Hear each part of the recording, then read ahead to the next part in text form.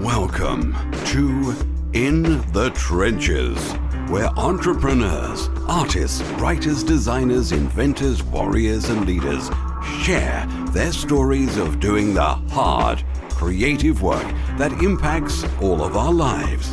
Let the journey inspire you to do something worthwhile, build something bold, and create your life's work.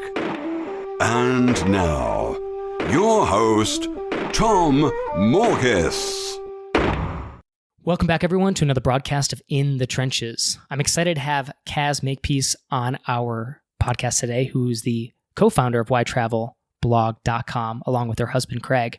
And they help people live essentially better lives, like unplug from the chaos, follow their bliss, travel, and create better memories. I mean, that's on the homepage, and that's exactly what they do. And so everything that they produce content-wise is around this idea.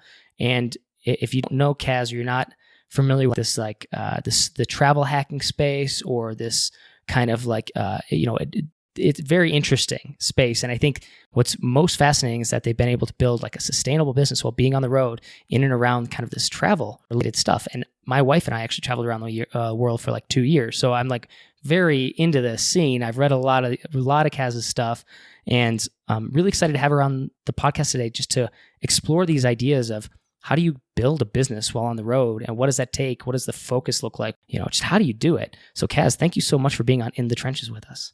Thanks so much, Tom. I'm excited to join you all. Yeah. Y'all, I should say. I'm in the US now, so I'm learning the lingo. There you go. And I know you just hit up Nashville, so Yeah, you got to work an accent. I do. My daughters are nailing it at the moment. That's fantastic. Awesome. So actually, give us a little background on your family right now, and how you guys, like, why are you guys in the US, and where did you come from? Because I think that's kind of fun to talk about. Sure. So we're Australian. We have two daughters. They're 9 and 5. And we have recently got a US business visa for 3 years. And we lived in the US previously for 4 years in Raleigh, North Carolina, and we absolutely loved the lifestyle here. We're living here, and we've been trying to get back ever since. And funnily enough, it was our blog that has helped us come back. And we always had this dream to travel around the country and explore it. And that's what we plan on doing for the next 3 years, and writing about our travel experiences here. That's fantastic. So what I want to know about is how, with doing all that, you guys are able to kind of build and maintain a successful online business. What are some of the things that you have worked out well for you guys, like when it comes to, generating income from something like this?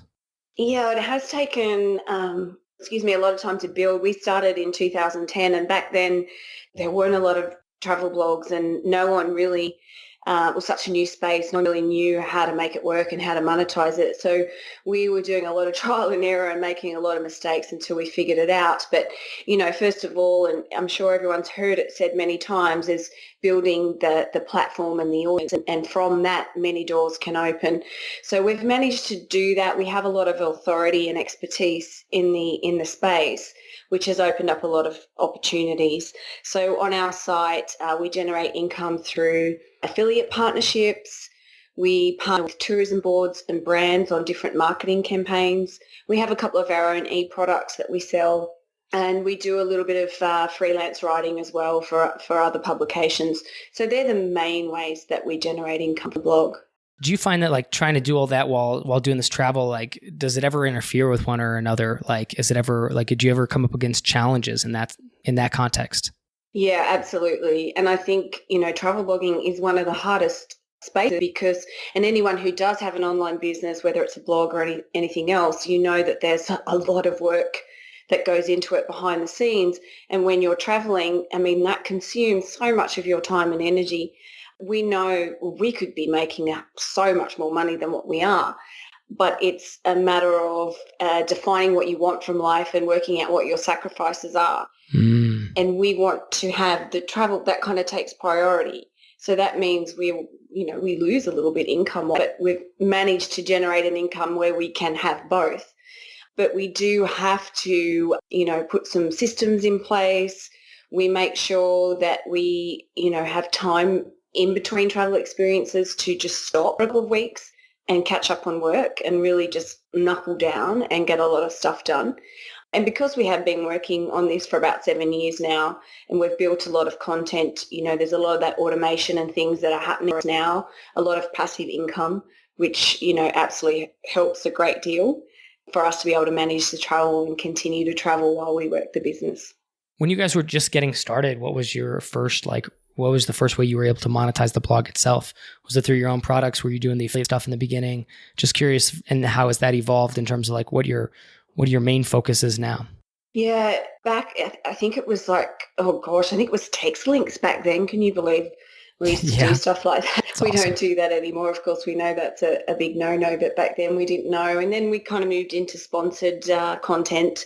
We didn't do affiliate marketing for some time. We've only really been doing that for a couple of years, and that is one of my biggest regrets, not doing that, because if you build those systems from the beginning, you have the power of search engine where that can continue to bring income into your content for, years after. So if you have it set up from the beginning, it's a really powerful way to generate that passive income. And it took us a lot of time to actually go back and implement an affiliate strategy. And we left a lot of money on the table by not doing that from the beginning. Ah, that's interesting. Yeah. Okay, cool. And then, but you found that that's now a very effective strategy for you guys. You have as you described it, and I think that's definitely the case, you have the experience. Well, you also have the authority in the space, in a very, crowded space. You guys are definitely one of the premier travel blogs out there. So does that give you kind of a nice leg up in terms of, or not even leg up, but does that give you kind of a good positioning for affiliate related type products?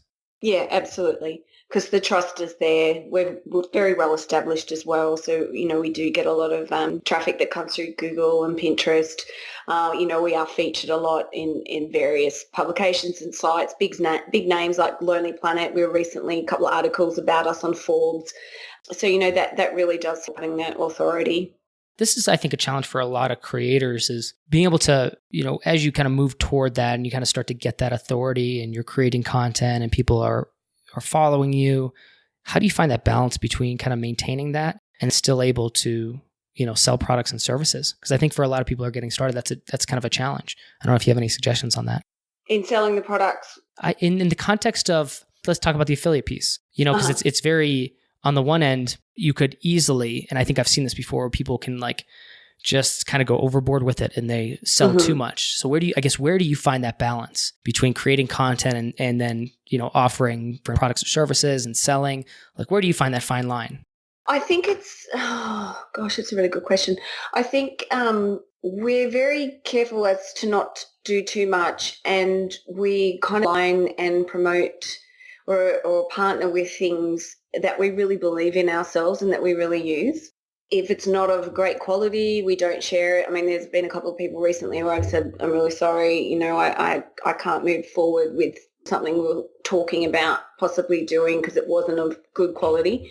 And I think just continuing to create really good content that is useful, that people resonate with and actually use to improve their life, then they just start to trust you because they know that you're always putting out content that's exceptional. And I think don't ever skimp out on that. And another thing that I think is really important is to be really vulnerable and to be open and just share your story, share your struggles, and let people know that what you're doing, you're in it for something that's more than you, that you actually have a purpose to really help the people that you serve, your community.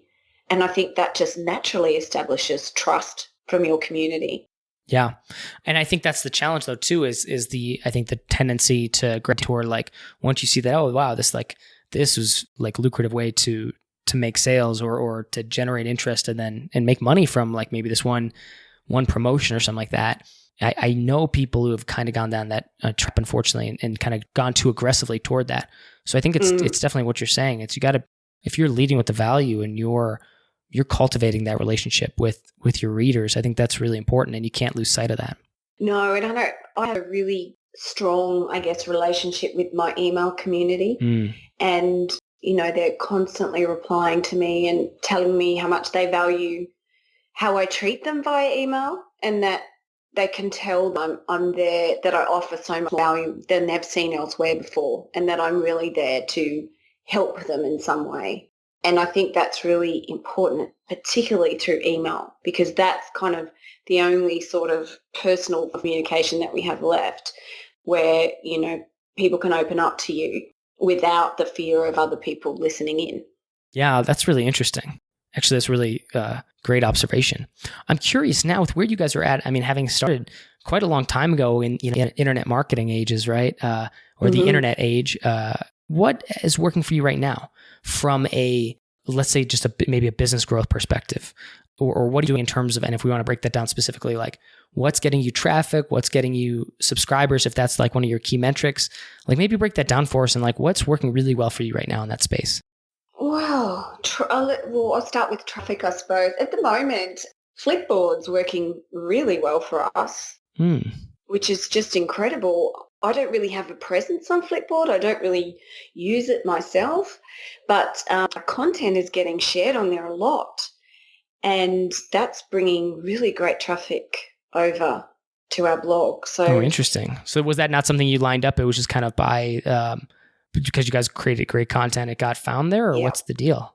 Yeah, I think I think just because it's really useful content and the travel related stuff does really well on Flipboard. So people are just flipping it and it's going viral. That's interesting. I didn't even know what it was. I just looked in my Google Analytics and I'm like, what is this Flipboard thing? Because it's bringing a lot of traffic over.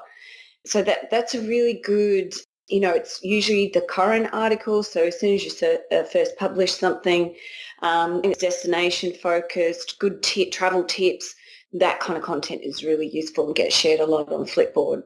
Has that influenced how you create content now, or are you changing up any of the old content, like the stuff that's getting shown there? Like, has anything changed in that regard? Not really, because I think we were always kind of generating that kind of content anyway. That works well on Flipboard. It's kind of generally the stuff that we do produce, but we are going back through old content now, to fix it up and optimize it and stuff. And, I'll see if that makes a difference on Flipboard. It's just a matter of testing things at the moment. Very cool. So what does that look like for you guys? Like in terms of like kind of coming back to this idea, like the travel aspect of it too, how do you like, I guess, prioritize things in terms of like, so for the remainder of the year, how are you, prepping or building on this? Like what are your plans and how do you approach that topic of planning and stuff that happens in the future? Because you're always on the move. Like that's got to make it tough. So I'm curious to hear kind of your insights around that. It does make it tough because our life is so different. Yeah, I think you have to be a certain type of person to be able to manage that and work out how to manage it. One thing that I'm very, very good at, and I think this is important for anyone, not just in business but in life, I'm very good at making decisions. I can make quick, clear, effective decisions. And I think that comes about as a result of I'm very clear on, I guess, what I'm working for and why, my message and how I intend to serve and help others, so that when things come my way, I can very quickly decide yes or no and move forward. And I think a lot of people get stuck in growth because they can't make a decision. I know a lot of the stuff happens subconscious like that, decision making and choices. But if you're able, there's something under the scenes then that you've a skill or talent that you've developed there to be able to make those decisions. Are you able to kind of look at that and say, well, here are the things that I typically consider to be able to make those choices and move quickly? Like, how do you go through that process of making those decisions? If you can break that down, I know that's a question. Yeah. And I think for me, I can quickly assess and I can work out, okay, how does this fit in with my plan and direction? What are the pros and cons of this? I guess I look at it in a couple of phases where I generally get an instant feel whether this is something I want to pursue or not. Then I will do a little bit of research to kind of gather the facts. Then I feel once I've gathered the facts, which can be really quite quickly, I make it based upon my gut. I'm just guided by my gut and I'm very in tune with my inner voice. And I've worked on that for a very long time. I meditate daily and I do a lot of inner work, I guess, that has a lot of clarity building stuff that has really helped me just be able to hear my inner voice and quickly act upon it. And I've learnt through many years and my inner work, I've learnt that every time I did not listen to that inner voice, things went wrong and fell apart every single time. And when I've listened to it, life has flowed. So I just know now that's all I do. I love it. With where you guys are at, like, do you find that the space has gotten more competitive, the travel space, and how has that influenced anything that you guys have done? Yes, I do think it has gotten very crowded. I tend to bother me. I think because, and I said this to other people before when they've contacted me and, and they're worried that everything's been done and they feel like they can't be heard because the space is too crowded. And I say to them, well, imagine if Bruno Mars thought all the songs had been written. So I think is to stop thinking about what everyone else is doing and to find your own unique voice, have a purpose that is bigger than you and just focused on that and just not look at what anyone else is doing. And I guess I just have that belief that I'm on the right path and things will continue to work for me because I am on that right path and I am doing good things in the world. Yeah. Have you ever considered with where you guys are at, like, is there anything where you're like, yeah, this is like opportunities that have crossed your path that maybe you couldn't have planned for before, and just maybe share some of those with us? Like, I think that's the interesting thing about travel and also blogging and all this stuff, things you couldn't have predicted happen, and kind of, and the way you're describing how you're connected and how you like focus on the inside game, so to speak, of how you live and operate. I'm curious about like, how has opened up any new avenues, any new things you wouldn't have predicted in the past? Oh gosh, I feel like just every sort of week brings something new.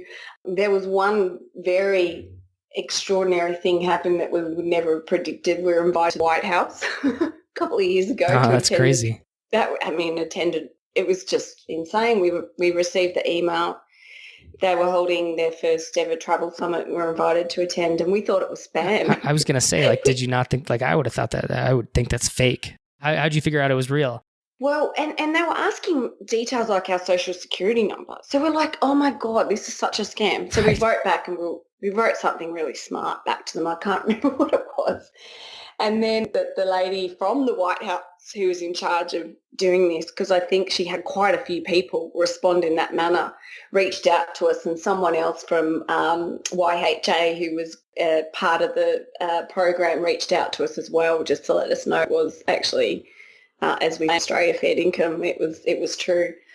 So, I mean, that was just bizarre. And for us, we were in Australia at the time. We were actually travelling around Australia and we were all the way in Perth. You couldn't get any further from DC, and it was, not the best timing for us. Plus, it was expensive for us to go. But that was what I call a gift for us, to something we could not say no to.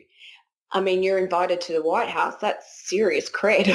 Yeah, I think that's a once in a lifetime type thing for probably most people, and probably a once in a never time for most people. So yeah, I'd say that's pretty incredible.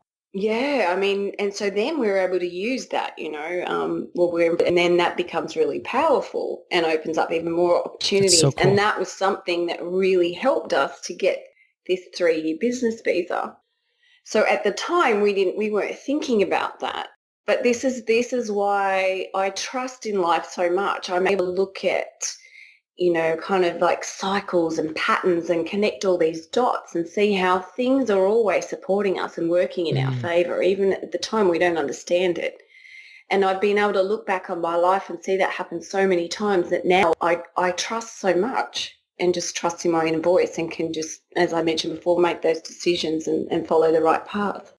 That's fantastic. I'm curious, like, have you guys ever considered like writing a book or going that route, like anything like that? Oh, I have so many things like that. TV, like a travel TV show, that's something that I'd love. We have had people from networks and things reach out to us before. That actually happens quite a lot, but nothing really sort of follows through with that. That I'd love. I love speaking at conferences. That's another opportunity, when it comes my way, I say to. So they're different, things I'd love to do that are definitely on my radar, and that I'm leaving the door open for those to happen. Yeah. Well, Caz, I appreciate the conversation today. It's a great insight into what it takes to run a travel blog and do what you've done, which is pretty remarkable. I'd love to give you the floor. Where can people reach out to you, find you, learn more about what you're doing, maybe sign up for your newsletter? The floor is yours. Sure. I'd love for people to come and connect with us. Our website is whytravelblog.com, and we have a unplugged life and travel toolkit that you can get access over to there. It's to help you unplug from the chaos, follow your bliss, travel more, and create better memories. It's whytravelblog.com/unplug-travel-more. And then you can find us on our social channels. We're on all of them pretty much, and @whytravelblog is our handle for all of them. Make sure to have that in the show notes as well. Thank you, Caz, for being on In the Trenches. Thanks so much, Tom, and thanks for all the listeners. Thank you for listening to In the Trenches. Your creative work doesn't stop here. Join the resistance, the small but growing army of entrepreneurs and artists putting a dent in the world at www.tommorkis.com. Never fight alone. Join the resistance.